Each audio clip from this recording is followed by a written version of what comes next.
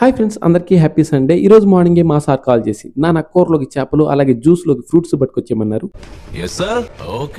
నేనైతే okay sir అని చెప్పి వెంటనే మార్కెట్ కి అయితే బయలుదేరిపాను. మా సార్ లాగే చేపల కూర అంటే మీకు కూడా ఇష్టం ఉంటే ఒక లైక్ చేయండి. నేనైతే మార్కెట్ కి వెళ్ళేసరికి చేపలన్నీ కూడా ఎగిరెగిరి పడుతున్నాయి అనమాట. అంత ఎగరొద్దు, ఒక 5 minutes వెయిట్ చేయండి, కొనేసి తోలు తీసి కూర వండి ఇచ్చేస్తానని చెప్పాను. అంటే కేజీ కొరమేళ్ళు ఎంత అన్నాను. 500 చెప్పారు. 400కి ఇవ్వరా అని చెప్పి బేరం ఆడాను. ఓకే అన్నారు. అయితే 2 కేజీలు ఇమ్మని చెప్పాను. అప్పుడే ఆంటీ ఒక పలకనామా పంచి ఇచ్చారు నాకు.